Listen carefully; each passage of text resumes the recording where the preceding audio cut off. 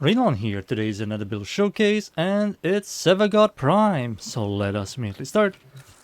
Let's start with the mods first. The mods I'm using: Vitality for health, Prime Continuity for ability duration, Stretch for range, Prime Flow for the energy economy, Blind Range for ability strength, lowers our efficiency, a Dark Propagation for that's the augment for his second ability. I will talk about it very soon. Same with Shadow Haze, and Precision Intensify for 90% ability strength on your fourth ability. So yeah, the others, Prime Sure-Footed for the knockback immunity, which is quite nice on him, and Growing Power for ability strength.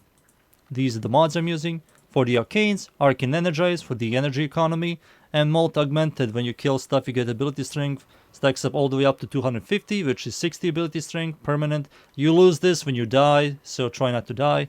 So yeah, for the stats, duration is really good, efficiency is negative, range is solid, and ability strength is solid. And I did remove his fourth ability. It's kind of useless for this build, for Rhino's Roar. So that's why we use Precision Intensified to boost the ability strength on Rhino's Roar to give us even more damage increase. And this does work on his first two abilities, which are the main abilities for this build, for you to nuke. Third ability, if you like using guns, you can use your first ability, get critical chance from your first augment. And third ability gives you the health sustained and also slow, so you can go around doing more crits and doing stuff like that, and Rhino's Roar will give you damage. Or if you want to do dark mage casting style, don't use this at all and just use these three instead. So first ability, Reap, releases a dude that flies around, does a little bit of damage, procs vulnerable on enemies, and with the first augment, gives you critical chance. Not only that, it creates 3 additional dudes that fly around, and they'll like track and look for enemies to proc vulnerable on them. But if you synergize that with your second ability, your dudes will proc your second ability, doing damage. And yeah, it's doing pretty good amount of damage. Not only that, use Rhino's Roar to boost the damage on both of these two, and it will do even more damage. So his second ability, which is the main ability for this build, has an augment called the Dark Propagation.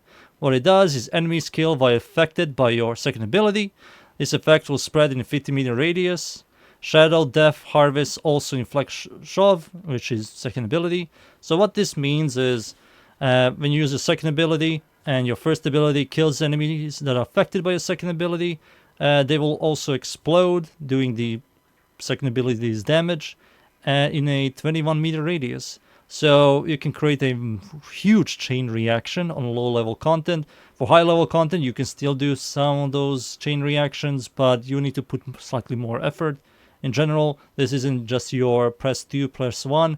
You kind of need to go around and press your 2, press your 1. But it's really fun. So we kind of use Rhino's Roar to boost the damage for your second ability. We use the augment for your first ability to create more of these dudes, to spread your second ability everywhere. And yeah, it's quite powerful. I'm gonna show you now in game. So that's pretty much it.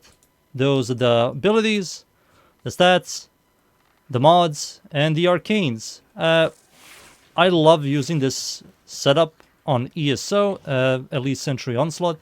I'm going to show you right now. So I'm going to spawn level 55, Orc in Battle Group dudes, regular start chart. You're going to activate your Rhino's Roar, press your second ability, press your first ability, and everything is dead. And then your dudes are gonna go around, look for enemies to proc your second ability. And it's quite powerful, as you can see there. So you wonder, that's level 55, can you show me a higher level? Sure, level 200. Steel Path, Orc in Battle Group dudes. Press my second ability, my first.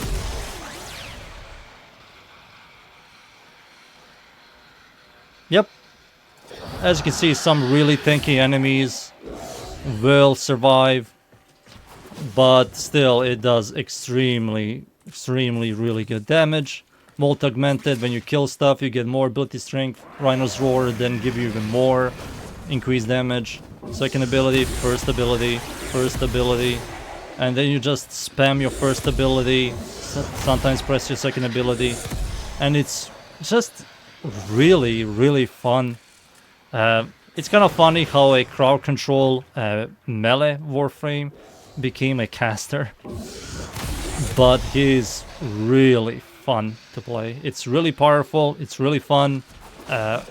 If you want to give him a shot, I highly recommend going for this build. You're going to enjoy it a lot. So yeah, that's my Sevagoth Prime caster build. I hope you enjoyed the build. Thank you everybody for watching. Leave a like, sub, and see you all next time. Thank you. Goodbye.